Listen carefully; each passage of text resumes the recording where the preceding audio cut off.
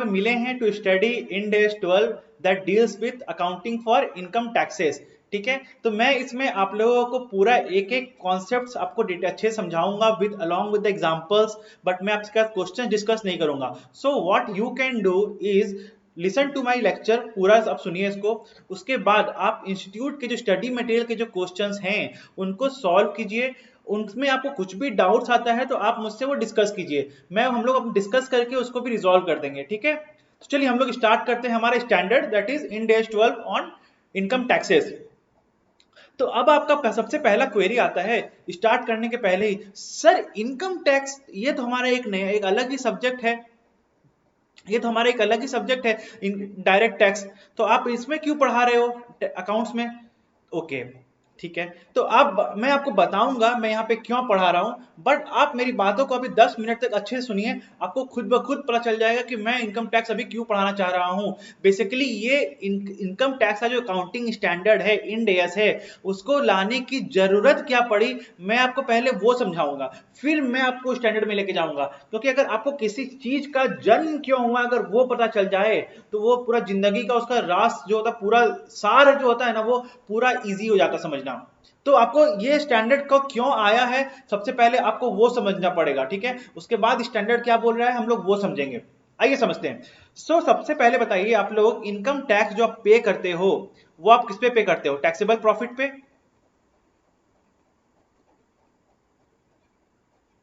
अब taxable profit किससे govern होता है? आप बोलोगे sir provisions of income tax act, provisions of income tax act, agree. ठीक है, अब एक बात बताइए, कंपनी इसके पैरेलली कंपनी एक और बुक्स बनाती है दैट इज अकाउंटिंग का बुक्स, राइट, अकाउंट्स का बुक्स बनाती है, और इसमें जो प्रॉफिट आता है उसको क्या बोलती है? अकाउंटिंग की प्रॉफिट, अकाउंटिंग प्रॉफिट। अब आप एक बात बताइए, क्या ये अकाउंटिंग का प्रॉफिट और ये जो टैक्सेबल प्रॉफिट है क्या ये इक्वल होगा, दोनों सेम होगा? आप बोलोगे नहीं सर नहीं, ये सेम नहीं होता है, सेम नहीं होता है, ये सेम नहीं होता है। तो क्यों सेम नहीं होता है? The reason is accounting profit is governed by Ind AS and taxable profit का जो कैलकुलेशन होता है, जो डिटर्मिनेशन होता है, that is guided by provisions of income tax act. So दोनों का जो गाइडिंग प्रिंसिपल है वो ही अलग अलग है। तो इसलिए बोला जाता है कि ये जो आपका अकाउंटिंग प्रॉफिट है और जो टैक्सेबल प्रॉफिट है वो अलग अलग आता है। सर ये अलग जो होता है आपने बताया अलग अलग होता है, गाइडिंग प्रिंसिपल अलग है इसलिए अलग अलग होता है। आप मुझे एग्जाम्पल देके बताइए। ओके चलो एग्जाम्पल देते हैं। अगर आप लोगों को याद होगा आपने डायरेक्ट टैक्स में अगर पढ़ा होगा, एक होता है सेक्शन 43B, उसमें क्या बोलता है, कुछ कुछ इसमें आइटम्स स्पेसिफाइड हैं। जैसे एक एग्जांपल ले लो, इसमें interest on loan from scheduled bank, interest on loan from scheduled bank, ये वाला इसमें क्या बोलता है, आप अगर अक्रू कर दिए हो तो आपको टैक्स के बुक में डिडक्शन नहीं मिलेगा, जब तक आप इसको पे नहीं करोगे तब तक आपको डिडक्शन नहीं मिलेगा टैक्स के बुक्स में। मतलब टैक्स के बुक में डिडक्शन कब मिलेगा? जब ये एक्चुअली में पे हो जाएगा तब डिडक्शन मिलेगा। बट अब एक बात बताइए, अब यहाँ पे अकाउंटिंग का जो प्रॉफिट हम लोग कैलकुलेट करते हैं वो होता है calculate on the basis of accrual concept, on the basis of accrual concept. तो हम लोग इसके बुक्स में तो कंसीडर कर लेंगे इसको, बट इसके बुक्स में हम लोग कंसीडर नहीं करेंगे। तो सपोज कीजिए अगर अकाउंटिंग की हमारा प्रॉफिट जो था रुपीज, हमारा प्रॉफिट था सपोज कीजिए ₹100, हमारा प्रॉफिट था सपोज कीजिए प्रॉफिट 100 था। अब यहां भी टैक्स के बुक में लेट सपोज कीजिए प्रॉफिट 100 था। अब क्या हुआ, ये जो इंटरेस्ट ऑन लोन था लेट सपोज इसका रुपया था, इसका अमाउंट था 20 रुपीज, इसका अमाउंट था 20 रुपीज।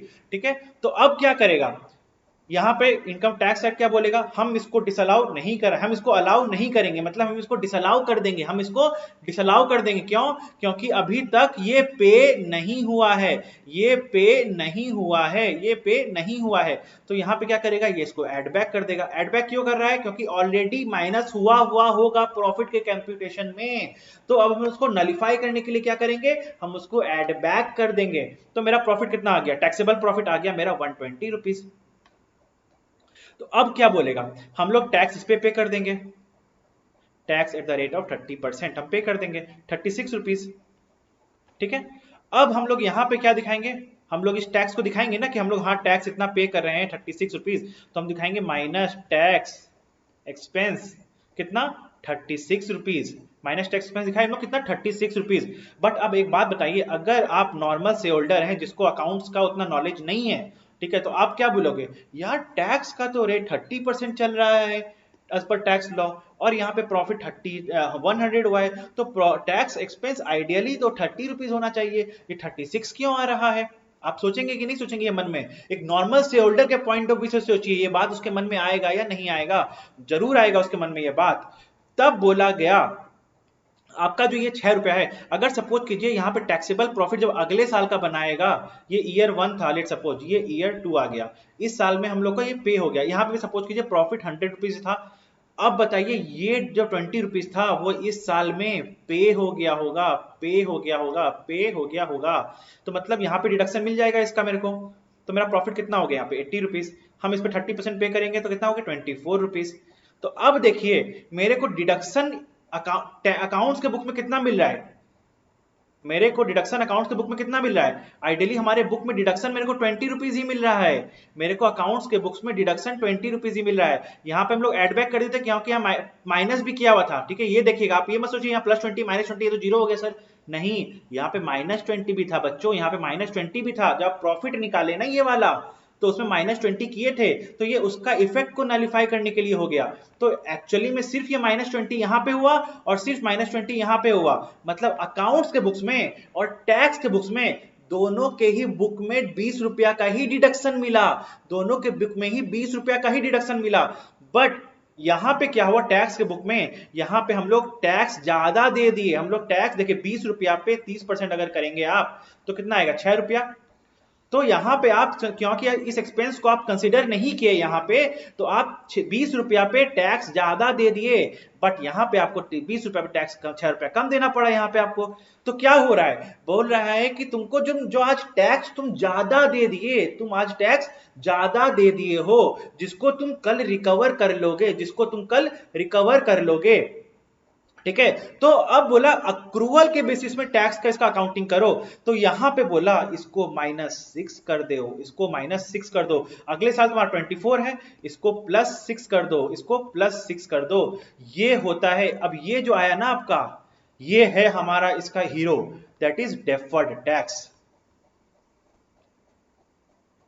ये दैट इज डेफर्ड टैक्स, मतलब कोई भी ऐसा डिफरेंस है अकाउंट्स के बुक्स में और टैक्स के बुक में, कोई भी ऐसा डिफरेंस है अकाउंट्स के बुक में और टैक्स के बुक में जिसके कारण एक साल में टैक्स का लायबिलिटी ज्यादा आ रहा है और एक साल में टैक्स का लायबिलिटी कम आ रहा है, बट डिडक्शन दोनों के बुक में इक्वल अमाउंट का मिल रहा है, तो हमारा स्टैंडर्ड बोलता है ऐसा मत करो कि एक साल टैक्स एक्सपेंस ज्यादा दिखा दो एक साल टैक्स एक्सपेंस कम कर दो, ऐसा नहीं करो, इसको इक्वलाइज कर दो, इसको इक्वलाइज कर दो, इसको इक्वलाइज कर दो, मतलब हमेशा इसको बोलते हैं क्या, प्रॉपर मेथड ऑफ अकाउंटिंग, ताकि हमारा जो बुक्स ऑफ अकाउंट्स हो वो एक प्रॉपर पिक्चर शो करे, जो भी उस बुक्स को देखे उसको एक प्रॉपर पिक्चर मिले, ठीक है, 100 रुपए का प्रॉफिट अर्न किया, उस पर 30 रुपए टैक्स पे किया, ठीक है, उस पर 30 रुपए टैक्स का एक्सपेंस हुआ मेरा, अगले साल फिर 100 रुपए का प्रॉफिट अर्न किया, 30 रुपए का टैक्स का एक्सपेंस दिया, हालांकि यहाँ पे मेरे को पे 36 रुपीज करना है, यहाँ पे मेरे को पे 24 ही करना है, पे 24 ही करना है, तो अब आप बस इसको देखो,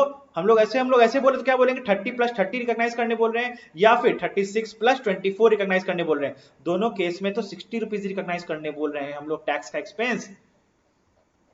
बट आप बताओ, अब मन में आप सोचो कौन सा बेटर वे ऑफ प्रेजेंटेशन है, 36 + 24 या 30 + 30, क्योंकि अगर 36 + 24 दोगे ना तो इन्वेस्टर क्या सोचेगा, प्रॉफिट तो दोनों साल में 100 रुपीज ही है, एक साल में 36 रुपीज पे कर रहा है कंपनी, एक साल में 24 रुपीज पे कर रहा है कंपनी, ये कोई कंसिस्टेंसी ही मेंटेन्ड नहीं है कंपनी में। Just to maintain this consistency ये डेफर्ड टैक्स का कॉन्सेप्ट को लाया गया, ये डेफर्ड टैक्स के कॉन्सेप्ट को लाया गया, बोला कोई भी टेम्पोररी डिफरेंस ऐसा है जो बाद में रिवर्स हो जाएगा, मतलब बाद में रिवर्स हो जाएगा, मतलब दोनों के बुक्स में ही डिडक्शन मिलेगा, अकाउंट्स के बुक्स में भी और टैक्स के बुक में ही डिडक्शन मिलेगा दोनों के बुक में, बट टाइम दोनों का अलग अलग है, उसके लिए ही डिफर्ड टैक्स का कॉन्सेप्ट लाया गया। तो अब आपको समझ में आ गया होगा जो टैक्स एक्सपेंस जो हमारे अकाउंट्स के बुक्स में जाता है उसका दो कंपोनेंट होता है, उसका दो कंपोनेंट होता है, टैक्स एक्सपेंस का दो कंपोनेंट होता है।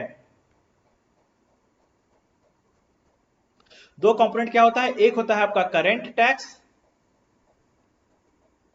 और एक होता है आपका क्या, deferred tax.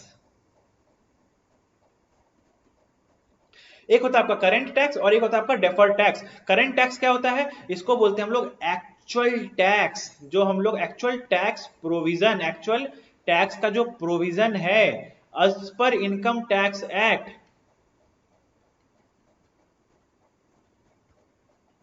As per income tax act. और डेफर्ड टैक्स क्या होता है, दिस इज अ ब्रिज,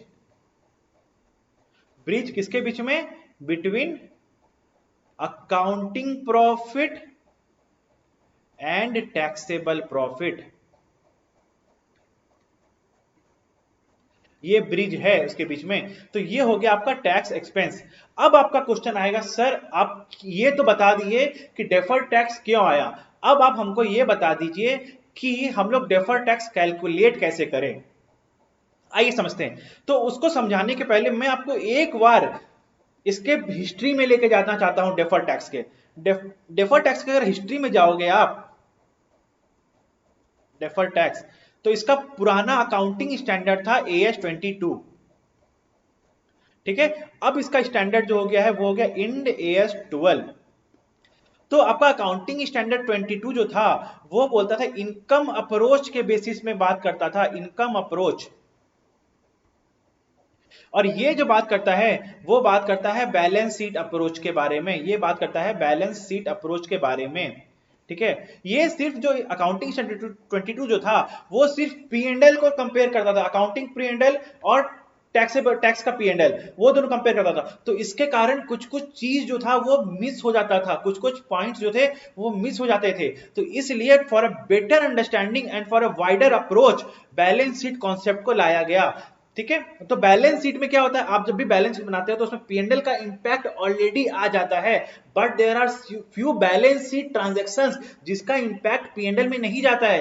तो उस पे भी चेक करने के लिए कि डेफर्ड टैक्स बनना चाहिए या नहीं बनना चाहिए, वो चेक करने के लिए हम लोग का Ind AS 12 balance sheet approach को लेके आया। ठीक है, चलिए अब हम लोग डिस्कस करेंगे अपने मेन सिलेबस को, दैट इज हम लोग का डेफर्ड टैक्स का कंप्यूटेशन कैसे होगा। तो हम लोग स्टार्ट करने के पहले मैं आपको जो पूरा चैप्टर है उसको एक स्टेप वाइज में डिवाइड कर दूंगा। This is a 10 step process. क्या है वो स्टेप्स, आइए डिस्कस करते हैं हम लोग। तो स्टेप 1 है आपका आइडेंटिफाई कैरिंग अमाउंट। आपको टेंशन लेने की कोई भी जरूरत नहीं कि सर क्या लिख रहे हो, क्या समझ में नहीं आ रहा है, मैं एक एक स्टेप्स को आपको अभी समझाऊंगा। ठीक है, step 2 identify tax base.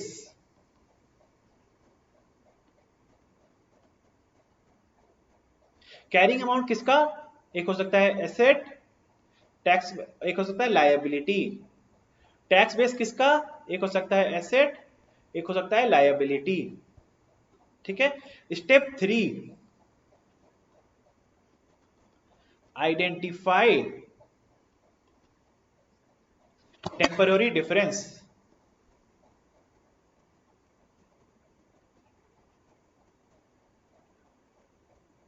Step 4 क्या है, क्लासिफाई जो ये टेम्पररी डिफरेंस है, क्लासिफाई टेम्पररी डिफरेंस।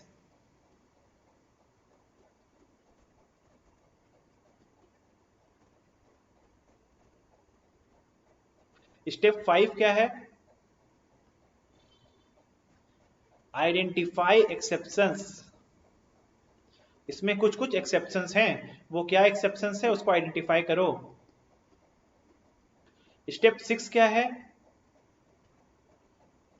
देखिए आपको स्टेप्स याद करने की कोई भी जरूरत नहीं है, स्टेप्स का स्टेप जो है इसका पूरा एक लिंकेज है, ये एक सीरियल में चलता है। ठीक है, इवन मैंने भी स्टेप्स को कुछ याद नहीं किया है, स्टेप्स एक सीरियल में, आपको वो सीरियल लॉजिक याद रख लेंगे तो स्टेप्स अपने आप सारा आपको याद रहेगा।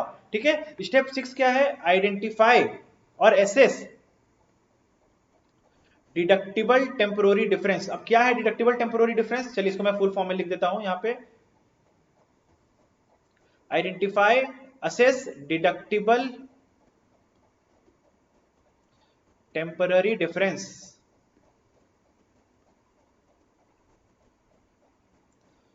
ठीक है। Step 7 sorry, tax rate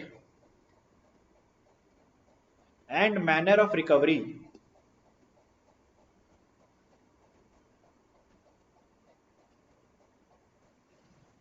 step 8, calculate and recognise deferred tax asset या फिर डेफर्ड टैक्स लायबिलिटी। स्टेप 9, बस बस खत्म हो गया, 2 और स्टेप है। स्टेप 9, अकाउंटिंग कैसे होता है इसका, accounting of deferred tax. Step 10,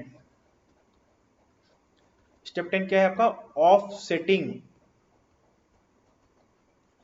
of deferred tax asset and deferred tax liability.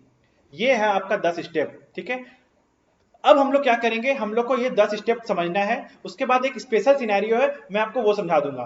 बस यही है आपका स्टैंडर्ड, और कुछ नहीं है स्टैंडर्ड आपका। ठीक है। इन डेज 12 लोग समझते हैं, स्टूडेंट समझते हैं कि this is one of the toughest standard, but I will say this is one of the easiest standard. और आपके कुछ लास्ट अटेम्प्ट से ये टेस्ट भी नहीं हुआ है, तो आई अज्यूम कि आपके नेक्स्ट अटेम्प्ट में इससे क्वेश्चंस आने के चांसेस हैं, तो इस स्टैंडर्ड को अच्छे से करके जाइएगा। ठीक है। चलिए स्टार्ट करते हैं। अब आता है आपका बात, आइडेंटिफाई कैरिंग अमाउंट। तो carrying amount of an asset या फिर carrying amount of a liability क्या होता है। Carrying amount of an asset और carrying amount of a liability is the book value of that asset और book value of that liability. मतलब आपके अपने बैलेंस शीट में जितना आपका उसका कैरिंग अमाउंट आ रहा है, बुक वैल्यू आ रहा है, वो उसका हो जाएगा कैरिंग अमाउंट। मतलब उसको बोलते हैं जो लेजर बनाते हो आप, सपोज करो मशीन का लेजर बना रहे हो, तो मशीन का जो बैलेंस है वो उसका हो गया कैरिंग अमाउंट। मतलब आपके बुक्स ऑफ अकाउंट के बैलेंस शीट में, आपके बैलेंस शीट में, अकाउंटिंग बैलेंस शीट में जितना उसका बैलेंस आ रहा है वो उसका हो जाता है कैरिंग अमाउंट, चाहे वो असेट हो चाहे वो लायबिलिटी हो, वो हो गया उसका कैरिंग अमाउंट। ठीक है। अब आता है हमारा क्वेश्चन, सर टैक्स बेस क्या होता है। आइए समझते हैं टैक्स बेस क्या होता है। ठीक है। टैक्स बेस स्टेप 2 है हमारा, ये स्टेप 2 टैक्स बेस। तो पहले हम लोग एसेट का समझेंगे, फिर हम लोग लायबिलिटी का समझेंगे। ठीक है। आइए, tax base of an asset क्या होता है। तो हमारा स्टैंडर्ड इस बोला, कोई भी आप एसेट जो ले रहे हो, जो भी आपको एसेट का टैक्स बेस निकालना है, तो पहले सबसे पहले चेक करो, 2 कंडीशन बोला बेसिकली हमारा स्टैंडर्ड, 2 कंडीशन बोल रहा है, कंडीशन 1 एंड कंडीशन 2।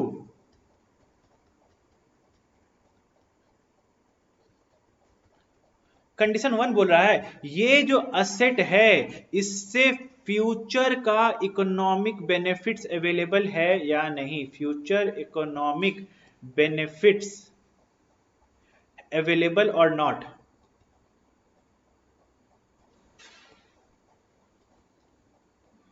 पहला कंडीशन। दूसरा condition, are those benefits taxable.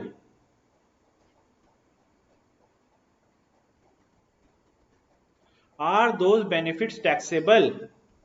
अगर दोनों ही कंडीशन, यहां पे बीच में एक बात ध्यान रखिएगा, एंड लिखा हुआ है, and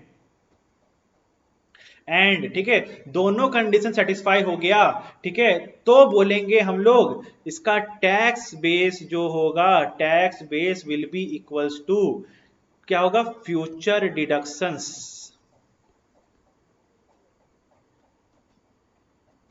from the asset in tax books. क्या होता है इसको हम चलिए समझते हैं इसको एक एग्जांपल से।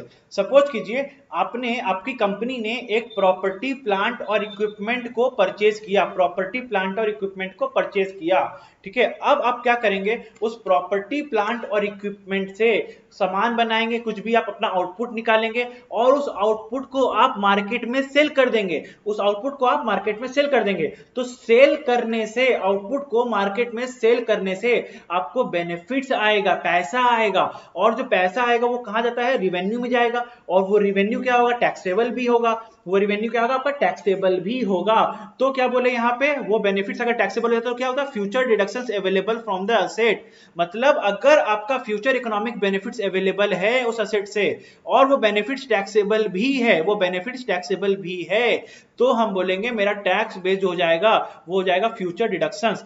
सर अगर वो टैक्सेबल नहीं हुआ या फिर मेरे फ्यूचर इकोनॉमिक बेनिफिट्स ही नहीं आ रहा है तो क्या करें, तो आपका बोला tax based will be equals to carrying amount, will be equals to carrying amount, will be equals to carrying amount। ठीक है, तो बेसिकली क्या बोलना चाह रहा है, आपका फ्यूचर जो, या तो आपके एसेट से कोई बेनिफिट्स ही नहीं आ रहा है, या अगर बेनिफिट्स आ रहा है तो उस पर टैक्स नहीं लग रहा है, मतलब असेट जब आपका रिकवर हो रहा है, असेट जब आपका रिकवर हो रहा है तो उस पर टैक्स नहीं लग रहा है, तो बोल रहा है उसका जो टैक्स बेस होगा कैरिंग अमाउंट हो जाएगा।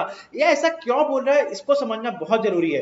क्यों, क्योंकि देखिए बोल रहा है हमारा, अगर आप स्टैंडर्ड का ऑब्जेक्टिव में जाएंगे ना तो वो बोल रहा है हम लोग डेफर्ड टैक्स उसी पे बनाएंगे जिसपे आपका टैक्स का, जब वो जिस असेट या लाइबिलिटी के रिकवरी या सेटलमेंट पे टैक्स का कंसिक्वेंसेस होगा, टैक्स का कंसिक्वेंसेस होगा, मतलब हमारा टैक्स का पेमेंट या तो बढ़ जाएगा, इंक्रीज हो जाएगा, या डिक्रीज हो जाएगा, हम लोग तभी उस पर डेफर्ड टैक्स बनाएंगे। देखिए लेकिन इस केस में क्या हो रहा है, अगर बेनिफिट्स टैक्सेबल नहीं होगा तो क्या होगा, अगर बेनिफिट्स टैक्सेबल नहीं होगा मतलब मेरा नो टैक्स कॉन्सिक्वेंसेस, मतलब मेरे को डेफर्ड टैक्स नहीं बनाना है, मतलब मेरे को डेफर्ड टैक्स नहीं बनाना है, ठीक है। तो बोला इसको tax base will be equals to carrying amount कर दीजिए, tax base will be equals to carrying amount कर दीजिए। बट अगर आपका बेनिफिट टैक्सेबल हो गया मतलब मेरे को डेफर्ड टैक्स बनाना पड़ेगा, मतलब मेरे को डेफर्ड टैक्स बनाना पड़ेगा, तो tax base equals to future deductions क्यों बोल रहा है, अब आइए उसको समझते हैं हम लोग। देखिए फ्यूचर डिडक्शन जो होता है हम लोग उसको ये भी बोल सकते हैं कैरिंग अमाउंट अस पर टैक्स का बुक्स। सर कैसे बोल दिए ये वाला चीज, आइए इसको एग्जांपल समझते हैं। सपोज कीजिए एक प्रॉपर्टी प्लांट और इक्विपमेंट था, आपने उसको 1200 रुपया में एक्वायर किया था, ठीक है, 1200 रुपया में परचेस किया था। अब आपको क्या हो रहा है, 1200 में परचेस किया, इसका लाइफ जो था, इसका लाइफ है सपोज कीजिए 3 इयर्स, तो आप अपने अकाउंट्स के बुक्स में इसको 400 रुपीज डिप्रिशिएट कर दिए, 400 रुपीज डिप्रिशिएट कर दिए और 400 रुपीज डिप्रिशिएट कर दिए। अब हम लोग चलते हैं टैक्स के बुक्स में। टैक्स के बुक्स में इसमें बोला 2 साल में ही डिडक्शन मिलेगा 600 रुपया और 600 रुपया डिडक्शन ऐसे मिल गया। तो अब आप एक बताइए, अगर आप यहाँ पे at the end of year 1 खड़े हैं तो आपने डिप्रिसिएशन चार्ज कर दिया 400 रुपया, तो आपका कैरिंग अमाउंट कितना होगा, 800 रुपीज यहाँ पे। और यहाँ पे भी ईयर 1 में आप खड़े, ईयर 1 के बाद खड़े हैं, ईयर 1 के एंड में खड़े हैं, तो आपका कैरिंग अमाउंट कितना होगा, ये वाला अमाउंट होगा जितना, राइट, इतना 600 1200 रुपया का था आपका, 600 रुपया आपने डिप्रिसिएशन चार्ज कर दिया तो बचा 600 रुपया, तो आपका कैरिंग अमाउंट हो जाएगा 600 रुपया। अब बताइए ये जो 800 रुपया है, ये जो 600 रुपया है, ये 800 रुपया क्या रिप्रेजेंट कर रहा है, फ्यूचर डिप्रिसिएशन ही तो बोल रहा है ना। मतलब फ्यूचर डिप्रिसिएशन क्या होता है, depreciation is an expense in the statement of profit and loss, और जो एक्सपेंस टैक्स के बुक्स में होता है उसको डिडक्शन बोल देते हैं। तो ये जो 600 रुपया कैरिंग अमाउंट बच रहा है ये भी तो एज ए डिप्रिसिएशन अगले साल पीएनएल में चल जाएगा ना, टैक्स के पीएनएल में, टैक्स के पीएनएल में चल जाएगा ना। तो यही इसीलिए बोला carrying amount is equals to future deductions, मतलब tax base is equals to future deductions. Future deductions क्या होता है, फ्यूचर डिडक्शंस, और फ्यूचर डिडक्शंस क्या होता है, carrying amount as per tax books, carrying amount as per tax का books, as per tax books,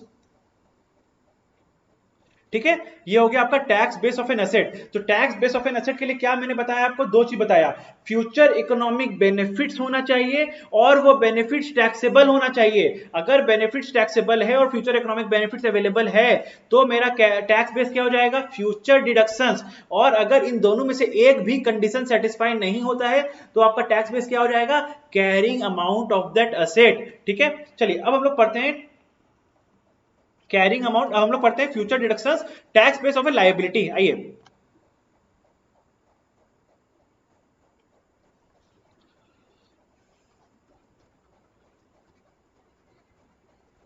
tax base of liability.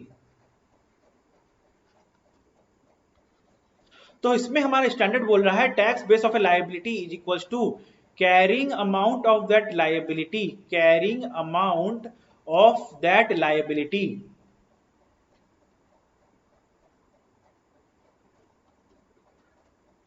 Minus future deductions from that liability.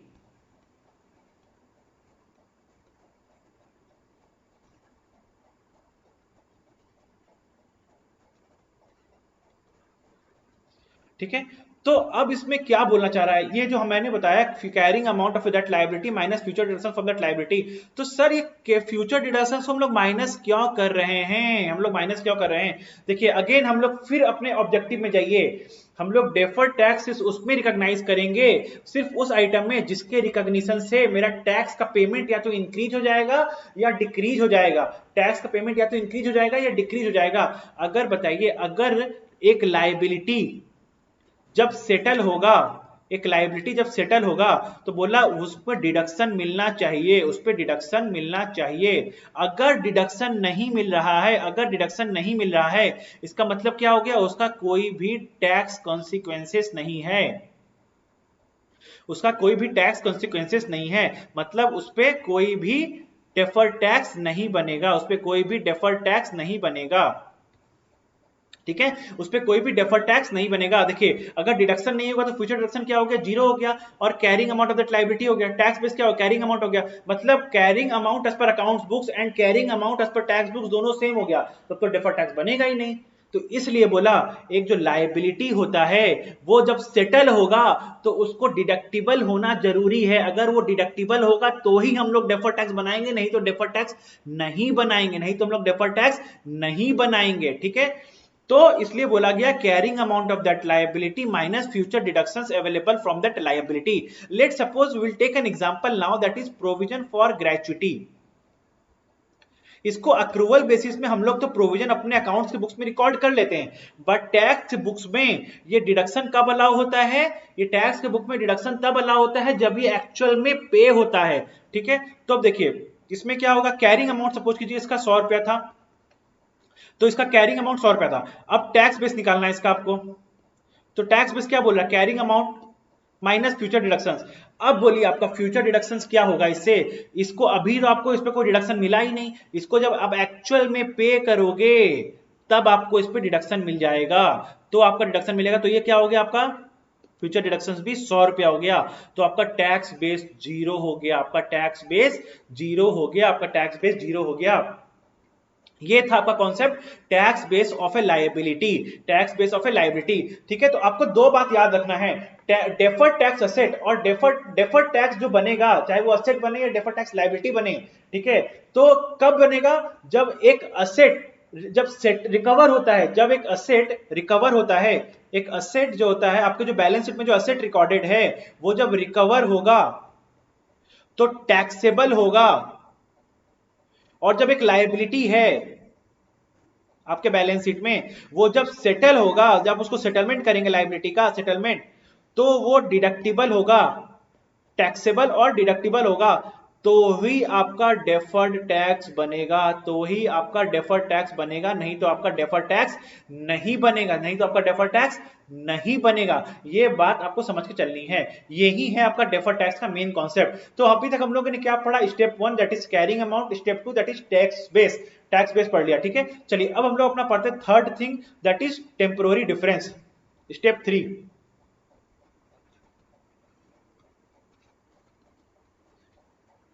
Temporary difference.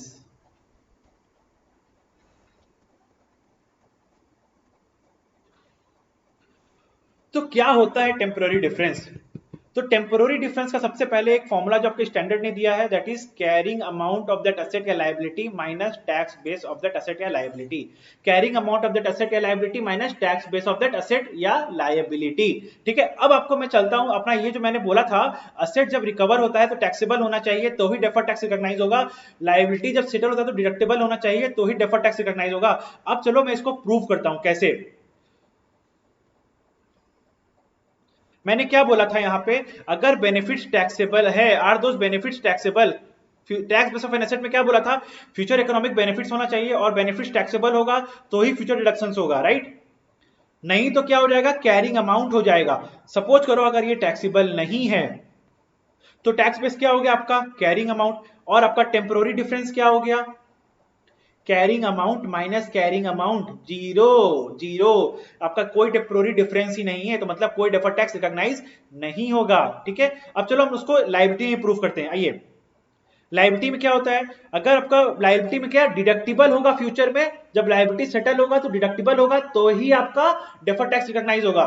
तो carrying amount of that liability और future deductions अगर suppose कुछ available नहीं है, मतलब zero है, तो क्या हो गया आपका टेम्पोररी डिफरेंस ऑफ लायबिलिटी, क्या हो गया आपका carrying amount minus tax base, क्या हो गया, देखो carrying amount future deduction zero हो गया, तो आपका क्या हो जाएगा, future carrying amount minus future deductions. ठीक है, तो carrying amount minus carrying amount minus future deduction zero हो गया, अगर डिडक्टेबल नहीं तो फ्यूचर डिडक्शन जीरो हो गया, तो क्या हो गया, ये जीरो हो गया, तो टेम्पोररी डिफरेंस आपका फिर जीरो हो गया, तो no temporary difference means no deferred tax. ठीक है, तो इसीलिए एक सिंपल सा मैंने आपके लिए फॉर्मूला क्रिएट किया है, ये सिंपल सा लॉजिक क्रिएट किया है। हमेशा ये लॉजिक देख लो क्वेश्चन में, अगर एसेट जब सेटल हो रहा है तो टैक्सेबल है तो आपका डेफर्ड टैक्स रिकॉग्नाइज होगा, अगर लायबिलिटी जब सेटल हो रहा है तब डिडक्टिबल है तो डेफर्ड टैक्स रिकॉग्नाइज होगा। एसेट रिकवर में टैक्सेबल होना चाहिए, लायबिलिटी सेटलमेंट में डिडक्टिबल होना चाहिए। ये है आपका मूल मंत्र, ये है आपका मूल मंत्र डेफर्ड टैक्स का। ठीक है, चलो अब हम लोग चलते हैं अपना टेम्पोररी डिफरेंस में। टेम्पोररी डिफरेंस मैंने क्या बताया, temporary difference will be equals to carrying amount of that asset minus tax base of an asset, या फिर carrying amount of a liability minus tax base of that liability. अब temporary difference भी दो तरह का होता है, एक होता है टैक्सेबल टेम्पोररी डिफरेंस,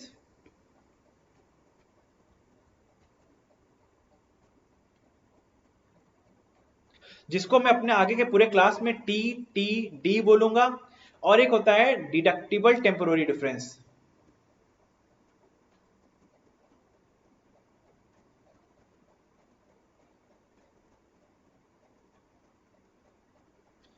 इसको मैं अपने आगे क्लास में डी टी डी बोलूंगा, डिडक्टिबल टेम्पोररी डिफरेंस और टैक्सेबल टेम्पोररी डिफरेंस। अब आप पूछेंगे सर इसका मतलब क्या होता है? ठीक है, ये हमारा स्टेप 4 हो गया स्टार्ट, यहां से step 4, classified temporary difference. Temporary difference का मतलब था carrying amount of that asset minus tax base of an asset, या फिर carrying amount of a liability minus tax base of a liability. अब हम लोग पढ़ रहे हैं classification of temporary difference, taxable temporary difference and deductible temporary difference. क्या होता है टैक्सेबल टेम्पोररी डिफरेंस? बोला ऐसा टेम्पोररी डिफरेंस, ऐसा टेम्पोररी डिफरेंस। चलो ठीक है, पहले आपको जो मैंने आपकी क्लास की स्टार्टिंग में बताया था कि टेम्पोररी डिफरेंस जो भी होगा, ठीक है, टेम्पोररी डिफरेंस जो भी होगा उसको क्लब करोगे तो वो तो आपका जीरो हो जाएगा। ठीक है, मतलब क्या हो रहा है, एक साल में डिडक्शन मिल रहा है और एक साल में टैक्सेबल हो रहा है, राइट? एक साल में डिडक्शन नहीं मिल रहा और एक साल में डिडक्शन मिल रहा है। जैसे आपका मैंने एग्जांपल क्या लिया था, 43B का पेमेंट्स, एक साल में अकाउंट्स के बुक्स में कंसीडर हो रहा है, दूसरे साल में टैक्स के बुक में कंसीडर हो रहा है। ठीक है, उसी तरह से इसमें भी हो रहा है। तो टैक्सेबल टेम्पोररी डिफरेंस में वही होगा, एक साल में अकाउंट्स की बुक में कंसीडर होगा, एक साल में दूसरे साल में मेरा टैक्स बुक में कंसीडर होगा। तो बोला टैक्सेबल टेम्पोररी डिफरेंस ऐसा डिफरेंस है जो फ्यूचर में टैक्सेबल इनकम इंक्रीज करेगा, टैक्सेबल इनकम इंक्रीज करेगा, टैक्सेबल इनकम इंक्रीज करेगा। और डिडक्टिबल टेम्पोररी डिफरेंस ऐसा डिफरेंस है जो फ्यूचर में टैक्सेबल इनकम को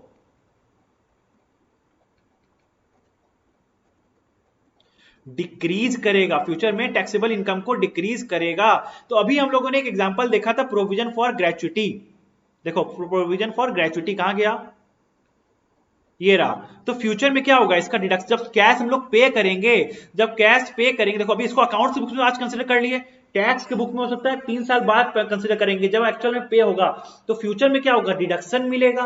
फ्यूचर में मेरे को डिडक्शन मिलेगा। डिडक्शन का मिलना मतलब टैक्स का गिरना, डिडक्शन का मिलना मतलब टैक्स का गिरना। तो ये क्या हो गया, डिडक्टिबल टेम्पोररी डिफरेंस। ये क्या हो गया, डिडक्टिबल टेम्पोररी डिफरेंस। सर मुझे टैक्सेबल टेम्पोररी डिफरेंस का भी एग्जांपल दीजिए। Okay, interest accrued taxed on cash basis, इसको आपने अपना इनकम तो आज मान लिया अपने बुक्स में, क्योंकि आप लोग अक्रूवल बेसिस पे अकाउंटिंग करते हो, राइट। इसको आप अपने बुक्स में इनकम तो मान लिए, बट ये फ्यूचर में देखो, अकाउंट्स के बुक्स में आज इनकम आ गया, बट टैक्स के बुक्स में जब ये कैश एक्चुअली मेरे को मिलेगा तब इनकम आएगा। जब ये कैश एक्चुअली मेरे को मिलेगा तब इनकम आएगा, तब इनकम आएगा। तो इसमें टैक्स्ड ऑन कैश बेसिस है, ठीक है। तो ये मेरे को जब मेरे पास इंटरेस्ट का पैसा आएगा तब कैश मिल जाएगा, मतलब फ्यूचर में मेरा इनकम इंक्रीज हो जाएगा, फ्यूचर में मेरा इनकम इंक्रीज हो जाएगा, ठीक है। तो इसको बस हमेशा याद रखना, taxable temporary difference as the name suggest, future में टैक्सेबल इनकम को इंक्रीज करेगा, और deductible temporary difference as the name suggest, future में टैक्सेबल इनकम को डिक्रीज करेगा, फ्यूचर में टैक्सेबल इनकम को डिक्रीज करेगा। देखो मैंने यहाँ पे गलती लिख दिया, एक बात को, वर्ड को गलती लिख दिया, चलो इसको ठीक कर देता हूं मैं। फ्यूचर टैक्सेबल इनकम, मैंने इनकम लिख दिया था यहाँ पे, ठीक है। फ्यूचर टैक्सेबल इनकम को डिक्रीज करेगा डिडक्टिबल टेम्पोररी डिफरेंस। ये था आपका स्टेप 4। अब हम लोग को पढ़ना है step 5, that is identify exceptions. आइए पढ़ते हैं।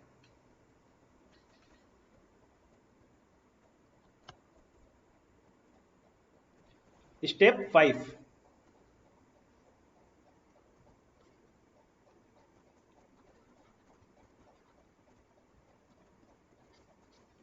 Identify exceptions.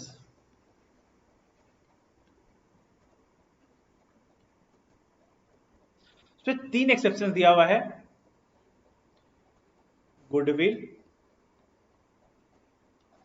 Arising on business combination,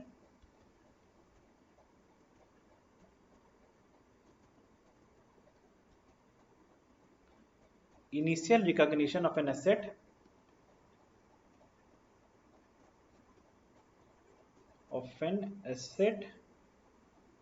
या liability not a part of business combination,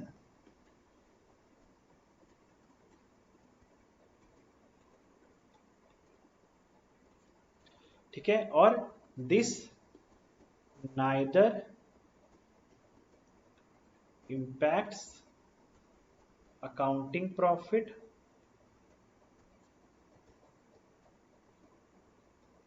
nor impacts taxable profit, मतलब दोनों में से किसी को इम्पैक्ट नहीं कर रहा है, तो उस पर डेफर्ड टैक्स रिकॉग्नाइज नहीं होगा। तीसरा कॉन्सेप्ट बोल रहा है इन्वेस्टमेंट इन सब्सिडियरी ब्रांच, जेवी एंड एसोसिएट।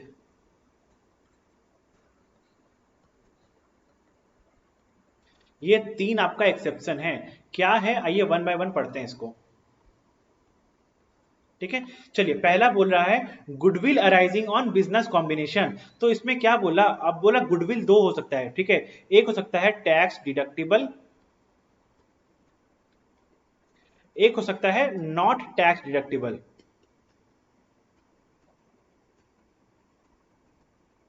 ठीक है। मतलब क्या हुआ, जो आपने बिजनेस कॉम्बिनेशन में आपने जो एसेट्स और लायबिलिटीज एक्वायर किया, सपोज कीजिए आपने 10 रुपया का एसेट्स एक्वायर किया, 6 रुपया का लायबिलिटीज एक्वायर किया, तो आपने पे कितना किया, 4 रुपया पे किया, 4 रुपया का आपने नेट एसेट्स एक्वायर किया। बट इसके लिए आपने पे किया, सपोज करो 9 रुपया, तो आपने एक्स्ट्रा कितना पे किया, 5 रुपया। तो ये 5 रुपया क्या बोलते हैं हम लोग, गुडविल।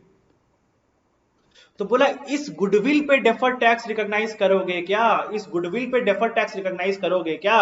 तो बोला इस गुडविल पे हम लोग तभी रिकॉग्नाइज करेंगे, इस गुडविल में। अब देखो गुडविल जब रिकवर होगा, ऐसे गुडविल मेरा असेट है, जब ये रिकवर कैसे होता है, ये रिकवर कैसे होता है, ये रिकवर हमारे पीएनएल में कैसे जाएगा, आज जाएगा आज इंपेयरमेंट लॉस, ठीक है, क्योंकि अमोर्टाइजेशन नहीं हुआ गुडविल का, इंपेयरमेंट लॉस के थ्रू जाता है, ठीक है, इंपेयरमेंट लॉस के थ्रू जाता है। तो अब देखो अगर टैक्स के बुक्स में अगर बोल रहा है इसका डिडक्शन मिलेगा, तो मतलब दोनों अकाउंट्स के बुक्स में भी जा रहा है, टैक्स के बुक में भी जा रहा है, ठीक है। तो क्या होगा, बोला इस पे अगर टैक्स डिडक्शन मिल रहा है तो बोल रहा है इस पे डेफर्ड टैक्स बना दो, इस पे डेफर्ड टैक्स बना दो। बट बोल रहा अगर डेफर्ड टैक्स पे टैक्स का डिडक्शन नहीं मिलता है, अगर टैक्स का डिडक्शन नहीं मिलता है तो इस पे डेफर्ड टैक्स मत बनाना, तो इस पे डेफर्ड टैक्स मत बनाना, ठीक है। अगर बनाने जाओगे तो आपका सर्कुलर टाइप का रेफरेंसिंग हो जाएगा, सर्कुलर रेफरेंसिंग हो जाएगा। सर सर्कुलर रेफरेंसिंग क्या होता है, मैं आपको जस्ट एक स्मॉल में बता देता हूं कि देखो आपने इसमें 5 रुपया गुडविल रिकॉग्नाइज किया, अगर आपने इस पे सपोज करो 30% के हिसाब से 1.5 रुपीज का डेफर्ड टैक्स लायबिलिटी रिकॉग्नाइज कर दिए, इस पे डेफर्ड टैक्स लायबिलिटी रिकॉग्नाइज कर दिए, तो आपका फिर अगर जैसे 1.5 का डेफर्ड टैक्स लायबिलिटी रिकॉग्नाइज किए, आपका जो गुडविल का अमाउंट था वो बैलेंसिंग फिगर होता है, तो वो बढ़ के 6.5 हो जाएगा।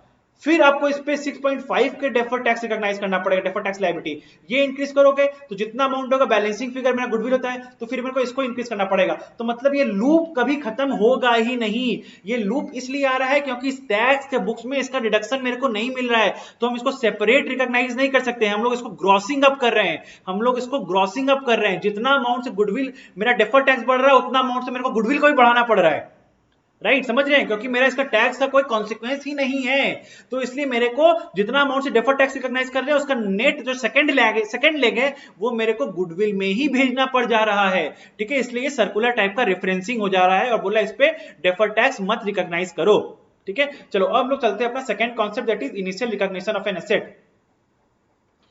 बोला initial recognition of an asset या लायबिलिटी,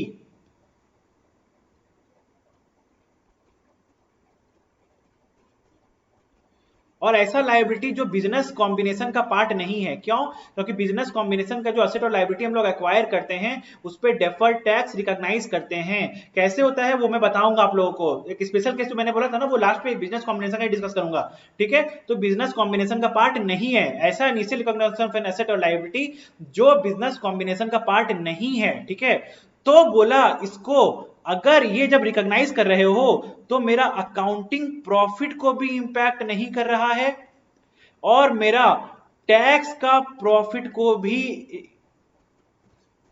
मेरा टैक्स के प्रॉफिट को भी इंपैक्ट नहीं कर रहा है, दोनों प्रॉफिट को इंपैक्ट नहीं कर रहा है, दोनों में से कोई भी प्रॉफिट को इंपैक्ट नहीं कर रहा। अगर एक को भी इंपैक्ट कर जाता तो हम बोल देते डेफर्ड टैक्स रिकॉग्नाइज करेंगे। मतलब बोला अगर दोनों ही यहां पे इंपैक्ट नहीं होगा तो बोला इसको हम लोग डेफर्ड टैक्स एसेट और लायबिलिटी नहीं बनाएंगे, इस पे हम लोग डेफर्ड टैक्स एसेट और लायबिलिटी नहीं बनाएंगे, ठीक है। Basically this means no tax consequences, no tax consequences, no tax consequences, तो हम लोग डेफर्ड टैक्स एसेट और लायबिलिटी नहीं बनाएंगे, ठीक है।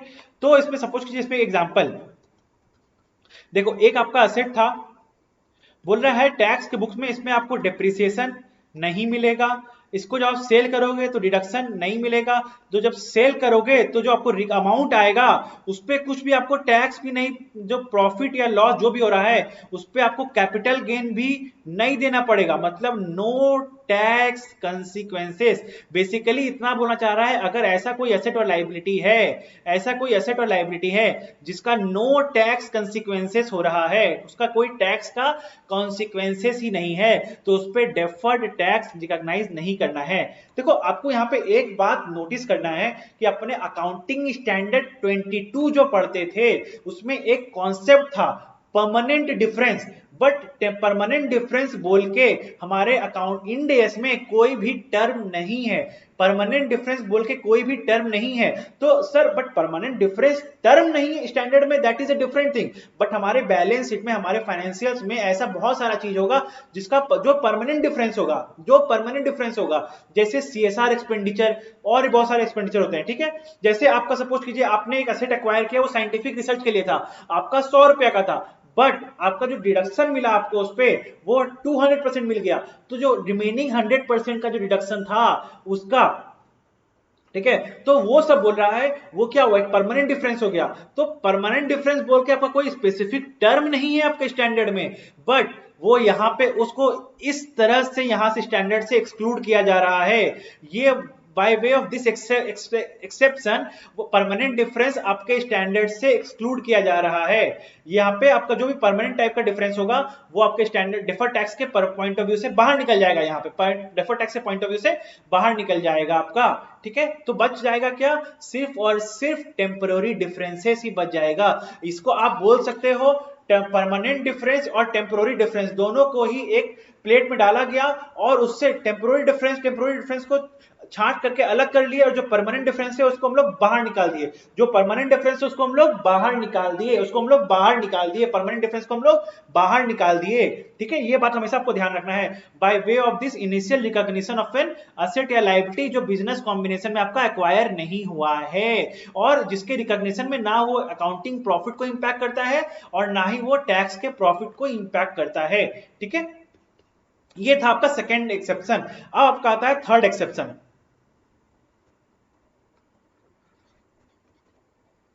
थर्ड एक्सेप्शन बोलता है आप जो भी इन्वेस्टमेंट करते हो इन सब्सिडरी, चाहे वो ब्रांच हो, सब्सिडरी, ब्रांच, एसोसिएट और जेवी, तो इसमें क्या होता है, देखिए आपका जो इन्वेस्टमेंट होता है उसका वैल्यू हमेशा इंक्रीज होते रहता है, उसका वैल्यू हमेशा इन्वेस्टमेंट का कहां पे, अकाउंटिंग के बुक्स में, मतलब कैरिंग अमाउंट में बात कर रहा हूं मैं, अकाउंटिंग बुक्स में कैसे इंक्रीज होता है। देखिए एसोसिएट के केस में आप लोग जब इक्विटी मेथड लगाते हो तो आप उसमें आपका जो नेट वैल्यू ऑफ एसेट्स, जो fair value of the assets होता है उसको आप रिकॉग्नाइज करते हो, मतलब अपना इंक्रीज करते जाते हो अपने एसोसिएट के वैल्यू को, जो प्रॉफिट्स होता है उसके बेसिस पे इंक्रीज करते जाते हो। और जो आपका सब्सिडरी होता है या आपका सब्सिडरी होता है उसमें क्या करते हो आप, आपका लाइन बाय लाइन कंसोलिडेशन करते हो, तो लाइन बाय लाइन जब कंसोलिडेशन करते हो तब भी तो उसका जो प्रॉफिट जो होता है उस कंपनी का उसके बेसिस में एसेट्स का जो वैल्यू बढ़ रहा है वो भी तो बढ़ता हो, इस कारण से मेरा नेट इन्वेस्टमेंट जो होता है, नेट इन्वेस्टमेंट क्या होता है, नेट एसेट्स, वो तो इंक्रीज होते जा रहा है ना मेरे अकाउंट्स के बुक्स के अकॉर्डिंग। बट अब टैक्स के बुक्स के अकॉर्डिंग सोचिए क्या हो रहा है, टैक्स के बुक्स के अकॉर्डिंग सोचिए क्या हो रहा है, टैक्स के बुक्स के अकॉर्डिंग हम लोग तो इसको सिर्फ कॉस्ट पे ही मेंटेन कर रखे हैं, हम लोग तो इसको सिर्फ कॉस्ट पे ही मेंटेन करके रखे हैं, हम लोग इसको सिर्फ कॉस्ट पे मेंटेन करके रखे हैं। तो यहां पे आ गया आपका टेम्पररी डिफरेंस, यहां पे आ गया इसका टेम्पोररी डिफरेंस। अब बोला इसका टेम्पोररी डिफरेंस अब दो तरह का हो सकता है, या तो टैक्सेबल टेम्पोररी डिफरेंस या डिडक्टिबल टेम्पोररी डिफरेंस, राइट। तो बोला जो भी टैक्सेबल टेम्पोररी डिफरेंस होगा वो किस रीजन से अराइज होगा, आप सोचिए टैक्सेबल टेम्पोररी डिफरेंस किस रीजन से अराइज होगा, मतलब टैक्सेबल टेम्पोररी डिफरेंस मतलब क्या हुआ, carrying amount of that asset is greater than tax base of that asset, carrying amount of that asset is greater than tax base of that asset। तो क्यों होता है, क्योंकि देखो अगर आपका कैरिंग अमाउंट क्यों इंक्रीज करेगा, क्योंकि जब प्रॉफिट्स अर्न करता है मेरा सब्सिडरी उसको एक्यूमुलेट करते जाता है और पे नहीं करता है। सपोज कीजिए मेरा हम इन्वेस्टमेंट किए थे 100 रुपए का और सब्सिडरी में सब्सिडरी 50 रुपए का प्रॉफिट अर्न कर लिया, तो अब इस सब्सिडरी का वैल्यू कितना हो गया 150 रुपया। अगर ये 50 रुपया डिविडेंड पे कर देता इसका वैल्यू वापस से 100 रुपए में आ जाता, राइट। बट सिंस ये डिविडेंड पे नहीं किया तो इसका वैल्यू 150 हो गया, इसका वैल्यू 150 हो गया, ठीक है। तो बोला अगर टैक्सेबल टेम्पोररी डिफरेंस होगा तो तुम दो कंडीशन चेक करो, अगर वो दोनों कंडीशन हो सेटिस्फाई होता है तो उस केस में आपको डेफर्ड टैक्स लायबिलिटी रिकॉग्नाइज करने की जरूरत नहीं है फॉर टैक्सेबल टेम्पोररी डिफरेंस। वो दो केस क्या है, पहला कंडीशन जो पेरेंट है वो टाइमिंग ऑफ रिवर्सल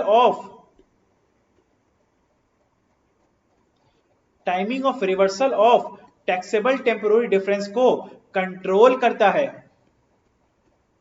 एंड दूसरा कंडीशन क्या है, एंड कि it is probable that this temporary difference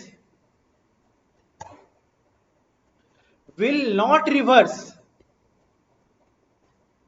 sir इसका मतलब क्या हुआ? देखो, जो अब अगर हम लोग तीन चीज बताया था आपको, ठीक है, एक सब्सिडरी था, एक आपका ज्वाइंट वेंचर था, एक आपका एसोसिएट था, और एक और था ब्रांच। देखो, सब्सिडरी, ब्रांच और ज्वाइंट वेंचर के पास कंट्रोल होता है। सब्सिडरी, ब्रांच और ज्वाइंट वेंचर के पास, सब्सिडरी के पास फुल कंट्रोल होता है, या लाइक बट सिग्निफिकेंट कंट्रोल होता है, ब्रांच के पे भी सिग्निफिकेंट कंट्रोल होता है, और जेवी के केस में भी पार्शियल कंट्रोल होता है, बट कंट्रोल होता है, कंट्रोल होता है, ठीक है, क्योंकि ज्वाइंट कंट्रोल होता है, ज्वाइंट वेंचर में ज्वाइंट कंट्रोल होता है, ठीक है। तो अब इस केस में बोला, इन तीनों केस में ये लोग कंट्रोल करता है। Timing of reversal of taxable temporary difference, reversal कब होगा? जब मेरा सब्सिडरी पेरेंट को डिविडेंड पे कर देगा तो रिवर्सल हो गया। देखो 150 माइनस 50 तो 100 आ गया, मतलब रिवर्सल हो गया। तो बोला रिवर्सल कब होगा? जब डिविडेंड पे करेगा तब रिवर्सल होगा। तो डिविडेंड पे करना मतलब पेरेंट के पास तो पावर है ना कि सब्सिडरी को बोले पे डिविडेंड दो, या सब्सिडरी को बोले डिविडेंड मत दो। पेरेंट के पास तो ये पावर होता है। एंड देखो, अब सब्सिडरी डिविडेंड, पेरेंट क्या सोचेगा, अगर हम लोग डिविडेंड लेंगे तो मेरे हाथ में टैक्सेबल हो जाएगा, ठीक है, तो हम लोग इसलिए डिविडेंड वो लेता ही नहीं है, इसलिए वो डिविडेंड लेता ही नहीं है, ठीक है। इसलिए प्रोबेबल कि वो डिफरेंस कभी रिवर्स होगा ही नहीं, वो डिफरेंस कभी रिवर्स होगा ही नहीं। तो इस केस में बोला, अगर ऐसा केस होता है तो सब्सिडरी के केस में, ब्रांच के केस में, ज्वाइंट वेंचर केस में आप लोग डेफर्ड टैक्स लायबिलिटी रिकॉग्नाइज नहीं करोगे। एसोसिएट के केस में आप डेफर्ड टैक्स लायबिलिटी रिकॉग्नाइज कर सकते हो, एसोसिएट के केस में आप डेफर्ड टैक्स लायबिलिटी रिकॉग्नाइज कर सकते हो। अब डिडक्टिबल टेम्पोररी डिफरेंस क्या होता है? इसके लिए बोला, एक होता है कॉन्सेप्ट ऑफ प्रूडेंस जो हम लोग आगे पढ़ेंगे। बोला अगर वो पास कर जाता है तो सारे डिडक्टिबल टेम्पोररी डिफरेंस के लिए आप डेफर्ड टैक्स असेट रिकॉग्नाइज कर लो। सारे डिडक्टिबल टेम्पोररी डिफरेंस के लिए आप डेफर्ड टैक्स असेट रिकॉग्नाइज कर लो। तो ये था आपका 3 एक्सेप्शन। चलिए क्या था फिर से एक और पर देख लें हम लोग जल्दी जल्दी। Goodwill arising on business combination, अगर टैक्स डिडक्टिबल होगा तो रिकॉग्नाइज करेंगे, और टैक्स डिडक्टिबल नहीं होगा तो रिकॉग्नाइज नहीं करेंगे, ठीक है। इनिशियल रिकॉग्निशन ऑफ एसेट और लायबिलिटी, ये सॉर्ट ऑफ क्या है, परमानेंट डिफरेंस को स्टैंडर्ड से बाहर निकालने का प्लान है ये, परमानेंट डिफरेंस को बाहर निकालने का प्लान है ये, ठीक है। थर्ड क्या होता है, इन्वेस्टमेंट इन सब्सिडरी, ज्वाइंट वेंचर, एसोसिएट, ठीक है, और ब्रांच। तो इसमें क्या बोले हम लोग, सिर्फ एसोसिएट के केस में डेफर्ड टैक्स लायबिलिटी रिकॉग्नाइज करेंगे, और अगर डेफर्ड टैक्स एसेट है तो सारे केस में रिकॉग्नाइज कर सकते हैं, provided concept of prudence satisfy हो रहा हो, provided concept of prudence satisfy हो रहा हो। तो ये था। अब हम लोग अब 5 स्टेप पढ़े अभी तक, क्या क्या पढ़े आइए फिर से एक बार रिवाइज कर ले। पहले पढ़े आइडेंटिफाई कैरिंग अमाउंट, वो क्या होता है, कैरिंग अमाउंट उस पर अकाउंटिंग उस पर पढ़े, टैक्स बेस पढ़े, टैक्स बेस ऑफ लायबिलिटी पढ़े, और टैक्स बेस ऑफ असेट पढ़े। लायबिलिटी कब, लायबिलिटी पे हम लोग डेफर्ड टैक्स कब बनाएंगे, जब वो सेटल होगा तो डिडक्टिबल होगा, असेट जब वो रिकवर होगा तो टैक्सेबल होगा, ठीक है। दूसरा, तीसरा हम लोग क्या पढ़े, टेम्पोररी डिफरेंस क्या होता है, टेम्पोररी डिफरेंस होता है carrying asset, carrying amount minus tax base. चौथा हम लोग क्या पढ़े, टेम्पोररी डिफरेंस दो तरह का होता है, क्या दो, taxable temporary difference and deductible temporary difference. Taxable temporary difference क्या होता है, जो मेरा जब टैक्सेबल टेम्पोररी डिफरेंस वो होता है जब वो रिवर्स होगा तो टैक्सेबल प्रॉफिट को इंक्रीज करेगा। डिडक्टिबल टेम्पोररी डिफरेंस क्या होता है, जो टैक्सेबल प्रॉफिट को, टैक्सेबल इनकम को डिक्रीज करेगा। डिडक्टिबल डिफरेंस टैक्सेबल इनकम को डिक्रीज करेगा, ठीक है। ये हुआ। अब फिर हम लोग पढ़े आइडेंटिफाई एक्सेप्शन, 3 एक्सेप्शन था यहां पढ़ लिए। अब चलते हैं हम लोग 6th स्टेप में। स्टेप 6, स्टेप 6 पढ़ने के पहले एक चीज मैं बताता हूं। मैंने बोला था टैक्स टेम्पोररी डिफरेंस दो तरह का होता है, taxable temporary difference and deductible temporary difference. तो एक बात समझ लीजिए, अगर टैक्सेबल टेम्पोररी डिफरेंस है, प्रोवाइडेड ये स्टेप 5 क्लियर कर ले, तो इसको सारे टैक्सेबल टेम्पोररी डिफरेंस को हम लोग डेफर्ड टैक्स लायबिलिटी रिकॉग्नाइज कर सकते हैं। अब आते हैं डिडक्टिबल टेम्पोररी डिफरेंस, ये स्टेप 5 क्लियर कर लेगा, उसके बाद भी इसको स्टेप 6 क्लियर करना पड़ेगा, उसके बाद ही हम इसको डेफर्ड टैक्स असेट बना सकते हैं, उसके पहले डेफर्ड टैक्स असेट नहीं बना सकते हैं। सर ये स्टेप 6 का इतना ऐसा क्या रेलेवेंस है, इसका ऐसा क्या रेलेवेंस है, इसका ऐसा क्या रेलेवेंस है जो ये डेफर्ड टैक्स एसेट में बाधा डाल रहा है, मेरे को एक रिस्ट्रिक्शन आ रहा है, और ये इस केस में क्यों नहीं आया वो बताइए मेरे को। चलिए बताते हैं। सपोज कीजिए मैंने आपको क्या बताया था, डिडक्टिबल टेम्पोररी डिफरेंस का एक एग्जांपल, प्रोविजन फॉर ग्रेचुटी, इसका सपोज कीजिए कैरिंग अमाउंट 100 रुपया है और फ्यूचर का डिडक्शंस भी 100 रुपया है, और ये डिडक्शन जो मिलेगा ईयर 3 में मिलेगा।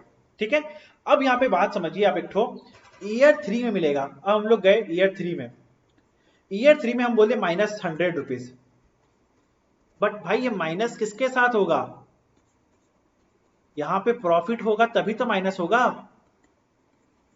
अगर ये प्रॉफिट ही नहीं होगा तो आप इसको माइनस कर पाएंगे क्या, इसीलिए आया कॉन्सेप्ट ऑफ प्रूडेंस। बट अब देखिए, अगर आपका ये डिडक्टिव, ये प्रोविजन फॉर ग्रेचुटी नहीं होके ये होगा आपका होता है interest accrued taxed on cash basis.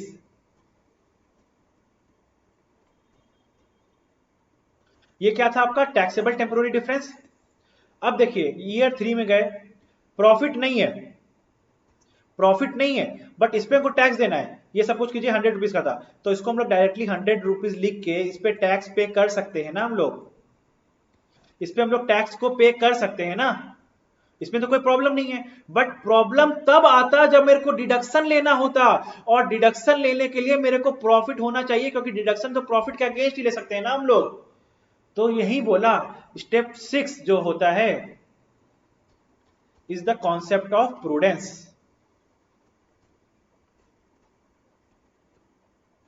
Is the concept of prudence. Concept of prudence क्या बोला कि आपका जिस साल डिडक्टिबल टेम्पोररी डिफरेंस रिवर्स होगा, चेक करो आप इसको रिकवर कर पाओगे या नहीं। आप इसको डिडक्टिबल टेम्पोररी डिफरेंस का जो बेनिफिट है, आपने ये एसेट रिकॉग्नाइज करना है आपको आज, इस जो आपको जो डेफर्ड टैक्स एसेट आज रिकॉग्नाइज करना है डिडक्टिबल टेम्पोररी डिफरेंस के लिए, पहले चेक करो रिकॉग्नाइज करने के पहले कि ये डेफर्ड टैक्स एसेट आप फ्यूचर में रिकवर कर सकते हो या नहीं।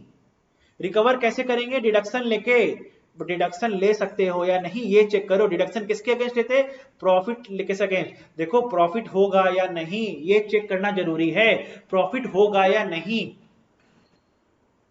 ठीक है, प्रॉफिट होगा या नहीं ये चेक करना जरूरी है। ठीक है, तो देखो डिडक्शन रिकवर होगा तो डिडक्शन नो लेंगे, डिडक्शन किसके अगेंस्ट लेंगे, प्रॉफिट के अगेंस्ट, तो प्रॉफिट होगा या नहीं वो चेक करो।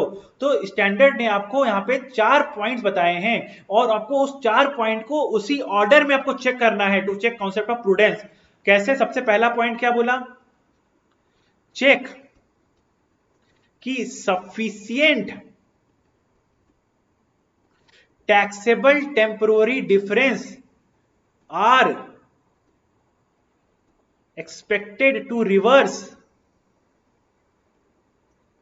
check whether subsequent taxable temporary difference are expected to reverse in the same accounting period, in the same accounting period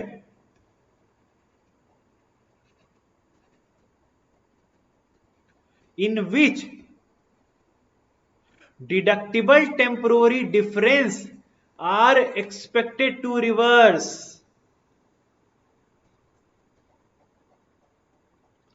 मतलब कि देखो जिस साल डिडक्टिबल टेम्पोररी डिफरेंस रिवर्स होगा उस साल टैक्सेबल टेम्पोररी डिफरेंस भी रिवर्स हो रहा है क्या। देखो टैक्सेबल टेम्पोररी डिफरेंस क्या करेगा, मेरा टैक्सेबल इनकम को इंक्रीज कर देगा, टैक्सेबल टेम्पोररी डिफरेंस क्या करेगा, मेरा टैक्सेबल इनकम को इंक्रीज कर देगा। डिडक्टिबल टेम्पोररी डिफरेंस क्या करेगा, ये जो इंक्रीज हुआ उसके अगेंस्ट डिडक्शन ले लेगा। ठीक है, दूसरा चीज बोला चेक करो whether sufficient taxable temporary difference are expected to reverse, expected to reverse in the accounting period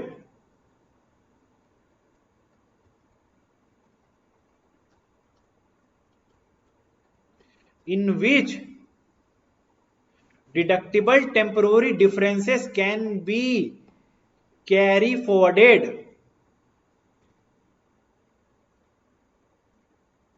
carry forwarded मतलब सपोज करो आपका ईयर 3 में जाके आपको टीटीडी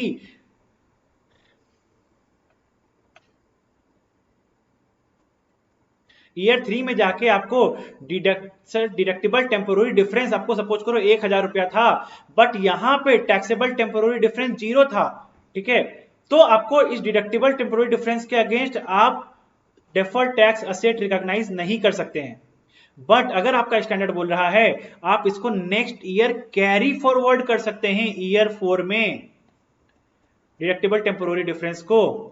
तो बोला यहां पे देख लो, अगर यहां पे टैक्सेबल टेम्पोररी डिफरेंस है क्या 1000 रुपया का, अगर है तो रिकॉग्नाइज कर दो, नहीं तो रिकॉग्नाइज नहीं करेंगे। आपका क्वेश्चन आना चाहिए सर 1000 के बदले अगर 500 अवेलेबल है तो क्या करें, तो आपको डेफर्ड टैक्स असेट रिकॉग्नाइज करेंगे हम लोग किस पे, 500 पे डेफर्ड टैक्स असेट रिकॉग्नाइज करेंगे, डेफर्ड टैक्स असेट जितना भी टैक्स रेट होगा, ठीक है, उस पर रिकॉग्नाइज करके चलेंगे अब हम लोग। तो देखना होगा, इसीलिए वर्ड आया सफिशिएंट। सफिशिएंट देखो यहाँ पे 1000 नहीं था 500 था, तो सफिशिएंट नहीं है, जितना है उतना ही रिकॉर्ड करेंगे तो हम लोग, ठीक है। तो ये चीज देखना है। अब थर्ड बोल रहा है, अगर बोल रहा है ना ही टैक्सेबल टेम्पोररी डिफरेंस उस साल आ रहा है जिस साल डिडक्टिबल टेम्पोररी डिफरेंस रिवर्स हो रहा है, ना उस साल आ रहा है ना जहां पर deductible temporary difference carry forward हो रहा है उस साल में भी नहीं आ रहा है, तब बोला चेक करो वेदर कंपनी के पास टैक्सेबल प्रॉफिट होगा क्या उस साल में। टैक्सेबल प्रॉफिट होने का कोई भी एविडेंस है क्या कि उस साल में टैक्सेबल प्रॉफिट हो सकता है, उस साल मेरा टैक्सेबल प्रॉफिट हो सकता है, ऐसा कोई एविडेंस है क्या, कन्विंसिंग एविडेंस है क्या, चेक करो। अगर है तो रिकॉग्नाइज कर दो उसके अगेंस्ट। अगर बोला ये भी नहीं है तो चौथा बोला कोई ऐसा टैक्स प्लानिंग अपॉर्चुनिटीज तुम ले सकते हो क्या, tax planning opportunities. Sir tax planning opportunities क्या होता है, देखो बच्चों टैक्स प्लानिंग अपॉर्चुनिटीज क्या होता है, कंपनी सपोज करो उसको दिख रहा है ईयर 3 में मेरा डिडक्टिबल टेम्पोररी डिफरेंस 1000 करोड़ का है, और यहां पे उसको प्लान था ईयर 5 में हम एक नया बिजनेस लॉन्च करेंगे जिससे मेरे को बहुत प्रॉफिट आता, जिससे मेरे को बहुत प्रॉफिट आता, ठीक है, अराउंड सपोज करो 5000 करोड़ का मेरे को प्रॉफिट आता। तो अब क्या करेगा वो कि वो बोलेगा टैक्स को प्लान करेगा, बोलेगा हम इसको ईयर 5 में नहीं लॉन्च करके इसको ईयर 3 में ही लॉन्च कर देते हैं, हम इसको ईयर 3 में ही लॉन्च कर देते हैं, यहां पे मेरा प्रॉफिट आ जाएगा और इसके अगेंस्ट हम डेफर्ड टैक्स असेट को, डेफर्ड डिडक्टिबल टेम्पोररी डिफरेंस को डिडक्शन ले लेंगे, तो मेरे को सिर्फ 4000 पे ही टैक्स पे करना पड़ेगा। नहीं तो यहाँ पे क्या होता, उसको 5000 करोड़ पे टैक्स पे करना होता, उसको 5000 करोड़ पे टैक्स पे करना होता, ऐसे उसको सिर्फ 4000 करोड़ पे टैक्स पे करना होता। तो ये हो गया उसका टैक्स प्लानिंग का अपॉर्चुनिटीज। तो मैंने आपको step 6 that is concept of prudence में क्या बातें पढ़ाई, सबसे मैंने बोला 3 चीज। पहले देखो जिस साल डिडक्टिबल टेम्पोररी डिफरेंस रिवर्स हो रहा है उस साल कुछ टैक्सेबल टेम्पोररी डिफरेंस आ रहा है क्या, ठीक है, या फिर जिस साल डिडक्टिबल टेम्पोररी डिफरेंस रिवर्स हुआ बट उस साल नहीं आया, बट अगर वो कैरी फॉरवर्ड हो गया, मेरा डिडक्टिबल टेम्पोररी डिफरेंस मेरा कैरी फॉरवर्ड हो गया, अगर मेरा वो कैरी फॉरवर्ड हो गया तो जिस साल कैरी फॉरवर्ड हो रहा है उस साल मेरा टैक्सेबल टेम्पोररी डिफरेंस आ रहा है क्या, ये चेक करो, ठीक है। फिर तीसरा बोला आपका चेक करो कि आप कंपनी के पास टैक्सेबल प्रॉफिट आने का कोई कन्विंसिंग एविडेंस है क्या कि हाँ टैक्सेबल प्रॉफिट आ जाएगा इधर से, ठीक है, अगर आ जाएगा तो उसके अगेंस्ट रिकॉर्ड कर लो। बोला अगर वो भी नहीं है तो कोई टैक्स प्लानिंग अपॉर्चुनिटीज है क्या जो कंपनी ने की है, अगर वो है तो उसके अगेंस्ट रिकॉग्नाइज कर लो, तो वो है तो उसके अगेंस्ट रिकॉग्नाइज कर लो डेफर्ड टैक्स असेट। तो बेसिकली बोला आपका 4 कंडीशन दिया था 1 + 2 + 3 + 4 in the order of their seriatim, जो इसका सीरीज है उसी सीरीज में चेक करना है हमें, ठीक है। इससे ज्यादा आप डेफर्ड टैक्स असेट रिकॉग्नाइज नहीं कर सकते, आप चारों मिला के भी यूज कर सकते हो, चारों मिला के भी आप यूज कर सकते हो, बट इससे ज्यादा आप डेफर्ड टैक्स असेट रिकॉग्नाइज नहीं कर सकते हो, आपको इतना ही डेफर्ड टैक्स असेट रिकॉग्नाइज करना पड़ेगा। तो ये हो गया आपका स्टेप 6। चलो हम लोग चलते हैं अपने, हम लोग जहां पे 5-6 स्टेप जो पढ़े थे ना वहां चलते हैं, आइए।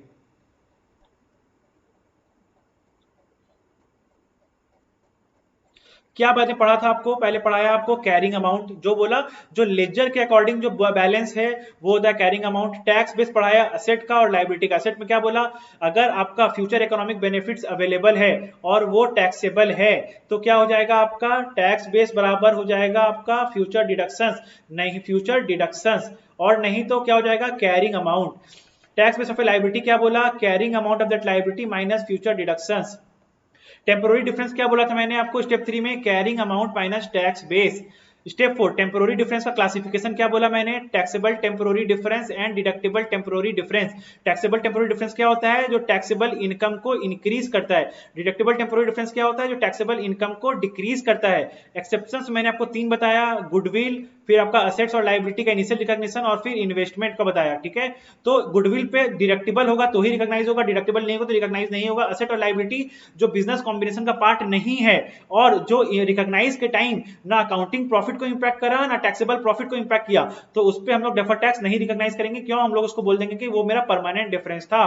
ठीक है, अब आगे इन्वेस्टमेंट। इन्वेस्टमेंट में हम लोग सिर्फ और सिर्फ एसोसिएट के केस में डेफर्ड टैक्स लायबिलिटी रिकॉग्नाइज करेंगे। डेफर्ड टैक्स एसेट हम लोग हर केस में रिकॉग्नाइज कर सकते हैं प्रोवाइडेड मेरा कॉन्सेप्ट ऑफ प्रूडेंस पास हो जाए। अब हम लोग स्टेप 6 में हम लोग क्या किए, स्टेप 3 हो गया, स्टेप 4 हो गया, स्टेप 5 हो गया, स्टेप 6 हम लोग कॉन्सेप्ट ऑफ प्रूडेंस पढ़े। स्टेप 6 में हम लोग पढ़े concept of prudence. Concept of prudence में आपको मैंने बताया सफिशिएंट टैक्सेबल टेम्पोररी डिफरेंस होना चाहिए जिस साल में डिडक्टेबल टेम्पोररी डिफरेंस रिवर्स हो रहा है, या जिस साल में deductible temporary difference carry forward हो रहा है, या फिर टैक्सेबल प्रॉफिट होने का कोई कन्विंसिंग एविडेंस होना चाहिए। ठीक है, और या फिर कन्विंसिंग एविडेंस होना चाहिए, या फिर हम देखेंगे कि टैक्स प्लानिंग अपॉर्चुनिटीज अवेलेबल है क्या कंपनी के पास। अगर कोई लॉस मेकिंग कंपनीज है और उसका लॉस का कैरी फॉरवर्ड है, तो हम लोग उसको लॉस का कैरी फॉरवर्ड में भी सेम प्रिंसिपल अप्लाई होता है, हम लोग वही चेक करेंगे। बट बोला लॉस है तो कंपनी में, तो यहाँ पे चांसेस कम हो जाता है कि फ्यूचर में प्रॉफिट होगा। तो बोला वैसे एक बार चेक कर लो कि कन्विंसिंग एविडेंस है कि नहीं कि फ्यूचर में प्रॉफिट होगा या नहीं होगा। अगर है तो रिकॉग्नाइज कर लो उसके अगेंस्ट डेफर्ड टैक्स एसेट, नहीं है तो रिकॉग्नाइज मत करो। ठीक है, ये हो गया। अब हम लोग पढ़ेंगे स्टेप 7 टू स्टेप 10। आइए स्टार्ट करते हैं। आइए अब हम लोग पढ़ते हैं स्टेप 7। स्टेप 7 क्या है हमारा, tax rate and manner of recovery.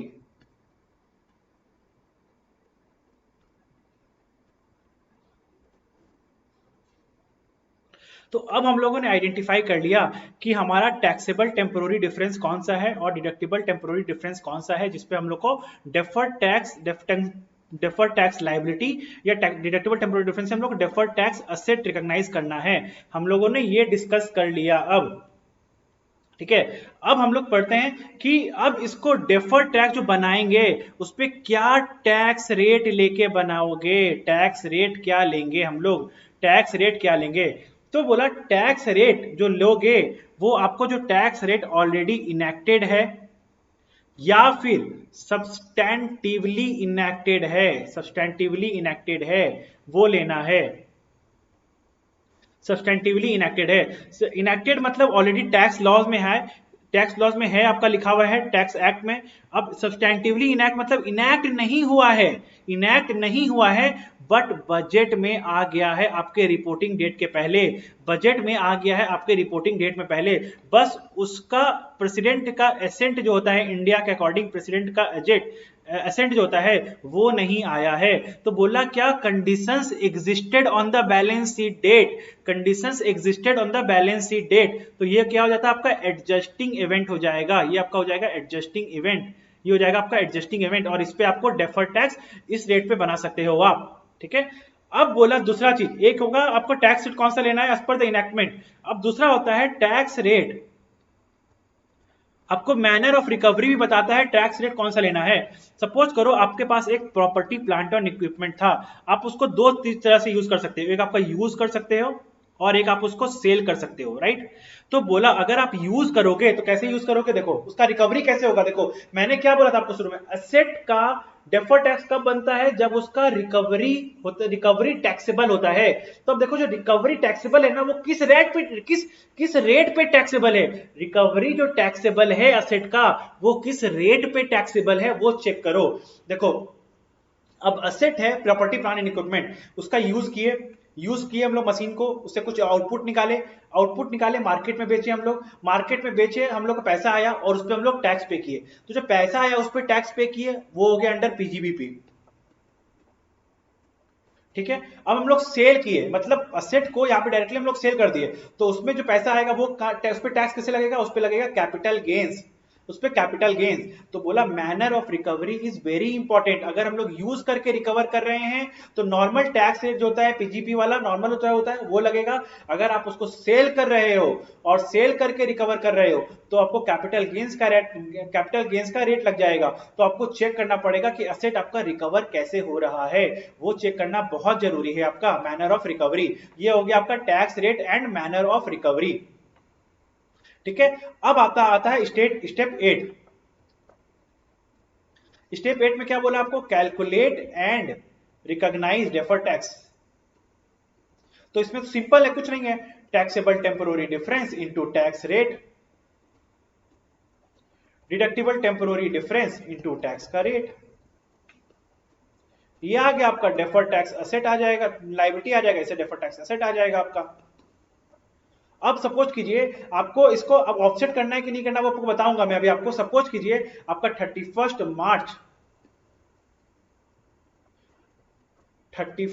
मार्च 2021 में डीटीएल का बैलेंस लेट सपोज 100 रुपीज था। 31 मार्च 2021 में डीटीएल का बैलेंस आपका 120 रुपीज हो गया। तो अब आपका इसमें अकाउंटिंग एंट्री क्या पास करोगे, इसमें आप अपना अकाउंटिंग एंट्री क्या पास करोगे। देखो आपको लाइबिलिटी को बढ़ाना है टू डेफर्ड टैक्स लाइबिलिटी, और ये अब जो लाइबिलिटी बढ़ा तो क्या आपका साथ में एक्सपेंस भी बढ़ रहा है, तो ये क्या हो जाएगा डेफर्ड टैक्स एक्सपेंस 20 रुपीज, ये इसका हो गया अकाउंटिंग। तो आपका ये स्टेप 9 कवर हो गया इसमें। अब स्टेप 9 के साथ आपको एक चीज और ध्यान रखना है कि आपका डेफर्ड टैक्स का जो इंपैक्ट है वो वही जाएगा जहां पे मेन ट्रांजैक्शन का इंपैक्ट जाता है।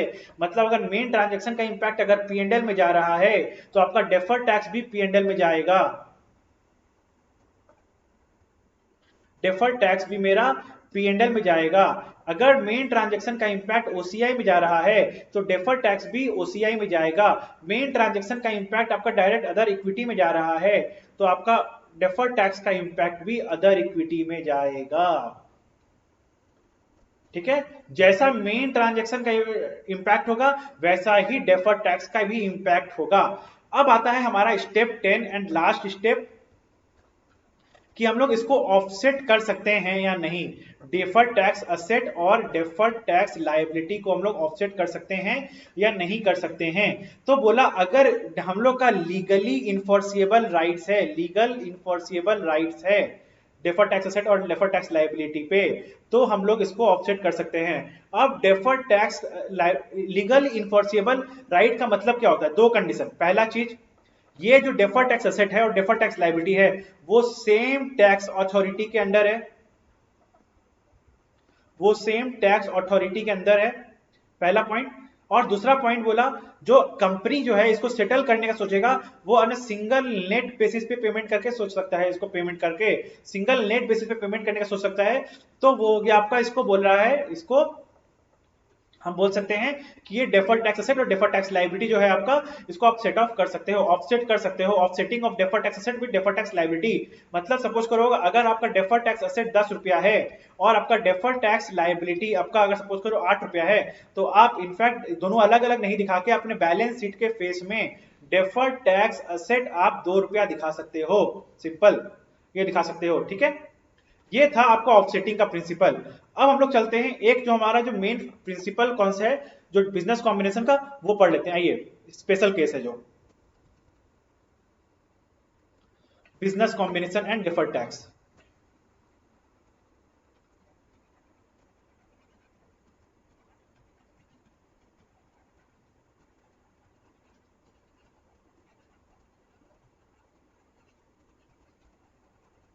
तो इसमें 3 पॉइंट आपको ध्यान रखने की बात है।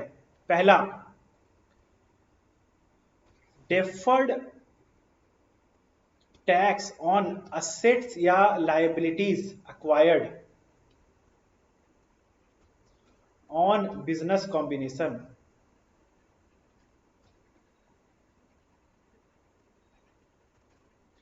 पहला हो गया ये। दूसरा हो गया आपका carry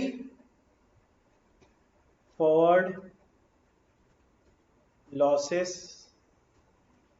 off acquirer, sorry, carry forward losses of acquirer, ये दोनों पॉइंट आपको ध्यान रखने का बात है। तो अब आता है आपका डेफर्ड टैक्स ऑन असेट्स और liabilities acquired on business combination.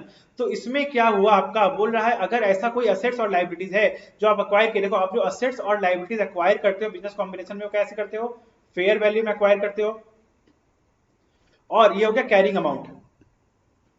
और इसी का टैक्स बेस क्या होता है,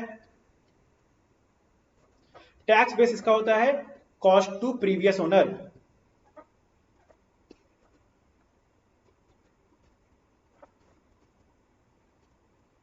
कॉस्ट टू प्रीवियस ओनर, ठीक है। तो अब बताओ, देखो यहां पे आपको कैरिंग अमाउंट और टैक्स बेस डिफरेंस आ गया ये वाला। तो बोला इसमें आपको डेफर्ड टैक्स रिकॉग्नाइज करना होगा, डेफर्ड टैक्स रिकॉग्नाइज करना होगा, अगर लायबिलिटी तो लायबिलिटी, और अगर डेफर्ड टैक्स असेट आ रहा है आपका, डेफर्ड टैक्स असेट आ रहा है आपका, तो कॉन्सेप्ट ऑफ प्रूडेंस के चेक कर लो, अगर कॉन्सेप्ट ऑफ प्रूडेंस सेटिस्फाई कर रहा है तो आप इस पे डेफर्ड टैक्स असेट रिकॉग्नाइज कर दो, ठीक है। तो इसको रिकॉग्नाइज कैसे करेंगे, चलो इसको एग्जांपल समझ लेते हैं, आओ। लेट सपोज, बोला है लेट सपोज आपका यहाँ पे असेट्स जो आपका एक्वायर हुआ था वो आपका 10 रुपया में एक्वायर हुआ था, और आपका लायबिलिटीज जो एक्वायर हुआ था, टू लायबिलिटीज, वो आपका 6 रुपया का एक्वायर हुआ था। तो नेट असेट्स आपका क्या एक्वायर हुआ है, 4 रुपया का। आप उसके लिए उसको पेमेंट कर रहे हो 9 रुपया, टू वेंडर अकाउंट 9 रुपीज। तो आपका गुडविल कितना हो गया,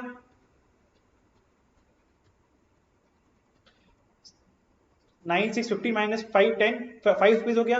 तो अब बोला आपका असेट्स और लायबिलिटीज पे, असेट्स और लायबिलिटीज पे आपका डेफर्ड टैक्स लायबिलिटी आ रहा है, let suppose to deferred tax liability, suppose करो 2 रुपया आ रहा है, 2 रुपया रिकॉग्नाइज कर लो। और जो ये 2 रुपया आ रहा है ना, ये जो 2 रुपया आ रहा है उसको आप गुडविल में इंक्रीज कर दो, उसको आप गुडविल में इंक्रीज कर दो, उसको आप गुडविल में इंक्रीज कर दो, ठीक है। 5 प्लस 2 7 रुपीज कर दो, ये हो गया आपका डेफर्ड टैक्स का रिकॉग्निशन। चलो अब हम लोग चलते सेकंड केस में,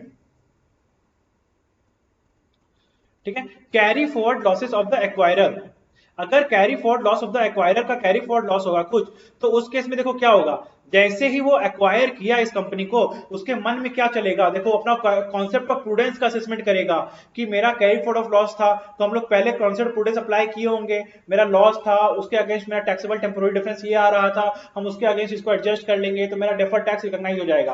तो अब क्या हो सकता है, दो सिनेरियो हो सकता है, अब मेरा दो सिनेरियो हो सकता है, क्या क्या दो सिनेरियो हो सकता है। पहला सिनेरियो होगा मेरा कि हम चेक करेंगे कि मेरे को इसको एक्वायर करने के कारण, इसको एक्वायर करने के कारण, देखो हम जो एक्वायर किए हैं, एक्वायरर क्या सोचेगा, हम जो इसको एक्वायर किए हैं, इसको एक्वायर करने के कारण मेरे को बहुत सारा टैक्सेबल प्रॉफिट्स आ गया, मेरे को बहुत सारा टैक्सेबल प्रॉफिट्स आ गया। तो हम बोलेंगे मेरा जो पहले जो कॉन्सेप्ट ऑफ प्रूडेंस सेटिस्फाइड अगर नहीं था तो वो सेटिस्फाइड हो गया, और अगर सेटिस्फाइड था तो वो कंटिन्यू रह गया, ठीक है, वो मेरा कंटिन्यू रह गया, और इसको हम डेफर्ड टैक्स एसेट्स रिकॉग्नाइज कर लेंगे, अगर किया हुआ होगा तो उसको कंटिन्यू कर लेंगे। अगर बोला जो carry forward of losses of acquirer है, ठीक है, और पुराने जो मेरा जो हम जो एक्वायर किए जिस कंपनी में, हम जो कंपनी को एक्वायर किए उसमें ऐसा सर्कमस्टेंसेस आ गया कि हम अपना जो मेरा जो कैरी फॉरवर्ड ऑफ लॉसेस का जो प्रूडेंस कॉन्सेप्ट अप्लाई किए थे, वो कॉन्सेप्ट ऑफ प्रूडेंस अब वैलिड नहीं रहा, वैलिड नहीं रहा। मतलब सपोज करो उसका जो टेम्पोररी जो एक्वायरी कंपनी है उसके पास भी कैरी फॉरवर्ड ऑफ लॉसेस था, तो जो मेरा टैक्सेबल टेम्पोररी डिफरेंस है वो उसके अगेंस्ट, तो वो सेटिस्फाई हो जाएगा, वो एडजस्ट हो जाएगा, तो मेरे लिए तो बचा ही नहीं, आइदर मेरा हो जाएगा या उसका हो जाएगा, बट होगा तो सही किसी का। तो इसलिए बोला वहां पे मेरा कॉन्सेप्ट ऑफ प्रूडेंस सेटिस्फाई नहीं होगा, तो वो मेरे को एक असेसमेंट करना पड़ेगा, वो मेरे को एक असेसमेंट करना पड़ेगा। अब इसमें एक थर्ड सिनेरियो आता है जो हम लोग को डिस्कस करके चलना है इसमें, वो है, एक मिनट, इसमें थर्ड सिनेरियो को चलना है, अगर कैरी फॉरवर्ड लॉस हो किसका, एक्वायरी का, कैरी फॉरवर्ड ऑफ लॉस हो एक्वायरी का, अगर कैरी फॉरवर्ड ऑफ लॉसेस हो, तो उस केस में क्या करेंगे हम लोग, बोला उसको हम लोग को डेफर्ड टैक्स असेट रिकॉग्नाइज करना चाहिए आइडियली, ठीक है, बट हम लोग कॉन्सेप्ट ऑफ प्रूडेंस चेक करेंगे, कॉन्सेप्ट ऑफ प्रूडेंस चेक करेंगे, कॉन्सेप्ट ऑफ प्रूडेंस चेक करेंगे, और कॉन्सेप्ट ऑफ प्रूडेंस चेक करेंगे। और अगर डेफर्ड टैक्स एसेट रिकॉग्नाइज होगा तो क्या होगा, इसको हम लोग कहां से एडजस्ट करेंगे, गुडविल से इसको एडजस्ट करेंगे हम लोग, क्योंकि गुडविल क्या होता है, मेरा बैलेंसिंग फिगर होता है, गुडविल से एडजस्ट करेंगे। तो बोला अगर ये प्रूडेंस का कॉन्सेप्ट मेजरमेंट पीरियड तक सेटिस्फाई हो जाता है, मेजरमेंट पीरियड तक सेटिस्फाई हो जाता है, तो बोला इसको गुडविल से एडजस्ट कर देना। या तो इसको गुडविल से एडजस्ट कर देना, देखो carry forward loss of acquiree, ठीक है। तो इस पे हम लोग क्या ideally deferred tax asset recognise करना पड़ता अगर ये कॉन्सेप्ट ऑफ प्रूडेंस सेटिस्फाई हो जाता, और इसके कारण हम लोग गुडविल को एडजस्ट कर देते, इसके कारण हम लोग क्या करते, गुडविल को एडजस्ट कर देते।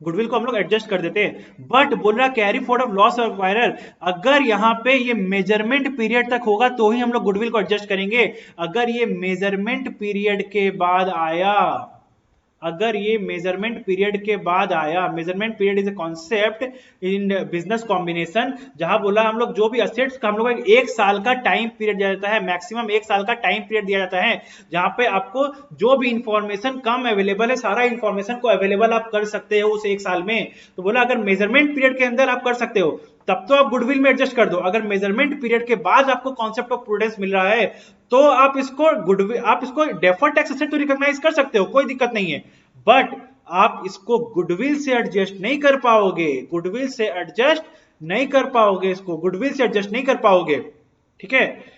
तो ये बोला क्योंकि गुडविल का जो एडजस्टमेंट वाला जो एंट्री था वो मेजरमेंट पीरियड वाले दिन खत्म हो गया, जिस दिन मेजरमेंट पीरियड खत्म हुआ उस दिन हम अपना बिजनेस कॉम्बिनेशन का एंट्री फाइनल करके खत्म कर दिए, और उसके बाद हम लोग बिजनेस कॉम्बिनेशन का एंट्री चेंज नहीं करेंगे। देखो हम लोग असेट्स की एंट्री के, assets account debit to liabilities to vendor, यहाँ पे गुडविल डेबिट था, अब हम लोग यहाँ पे क्या करते हैं, डेफर्ड टैक्स एसेट भी डेबिट कर देते हैं। यहाँ पे अगर डेफर्ड टैक्स एसेट मेरा रिकॉग्नाइज हो जाता तो यहाँ पे डेबिट कर देते, बट अगर मेजरमेंट पीरियड के बाद आया तो डेफर्ड टैक्स एसेट यहाँ पे रिकॉग्नाइज नहीं होगा, वो यहाँ पे डेफर्ड टैक्स एसेट रिकॉग्नाइज होगा बट गुडविल से एडजस्ट नहीं होता, क्योंकि गुडविल मेरा बैलेंसिंग फिगर था। यहाँ पे अगर हम लोग यहाँ पे डेफर्ड टैक्स एसेट रिकॉग्नाइज करते तो ये अमाउंट गुडविल से एडजस्ट हो जाता, ठीक है, गुडविल से एडजस्ट हो जाता। अगर गुडविल अवेलेबल नहीं होता तो बार्गेन परचेज लिख देते, बट ये मेरा बिजनेस कॉम्बिनेशन का पार्ट बन जाता, बट अगर मेजरमेंट पीरियड के बाद आएगा तो मेरा बिजनेस कॉम्बिनेशन का पार्ट नहीं बन पाएगा। दिस इज ऑल अबाउट हमारा इंड एस 12। मैं एक चीज और बताना चाह रहा हूं, आपका डेफर्ड टैक्स एसेट, मैंने क्या बोला, हर डेफर्ड डिडक्टिबल टेम्पोररी डिफरेंस से आप डेफर्ड टैक्स एसेट रिकॉग्नाइज करते हो, ठीक है, प्रोवाइडेड वो कॉन्सेप्ट ऑफ प्रूडेंस सेटिस्फाई कर जाए। अगर सपोज करो मेरा ईयर 1 में कॉन्सेप्ट ऑफ प्रूडेंस सेटिस्फाई कर गया तो आप उसको डिडक्टिबल टेम्पोररी डिफरेंस को डेफर्ड टैक्स एसेट रिकॉग्नाइज कर दिए, आपको ईयर 2 में फिर से असेसमेंट करना होगा इस डिडक्टिबल टेम्पोररी डिफरेंस का कि is it continuing to be deferred tax asset, अगर नहीं तो हम उसको फिर से डी रिकॉग्नाइज कर देंगे, डी रिकॉग्नाइज कर देंगे। यहाँ पे ईयर 3 में गए फिर से कॉन्सेप्ट ऑफ प्रूडेंस सेटिस्फाई हो गया, फिर से रिकॉग्नाइज कर देंगे। तो ये असेसमेंट हमेशा हम लोग को करना होगा, ये असेसमेंट हम लोग को हमेशा करना होगा। So that's all about end S 12। I hope आप लोगों को समझ में आया होगा और हेल्प मिला होगा। आप लोगों को कोई भी क्वेरी हो तो मेरा कॉन्टैक्ट नंबर आप लोगों को दिया हुआ है, आप लोग मेरे से कॉन्टैक्ट कर सकते हैं। Thank you.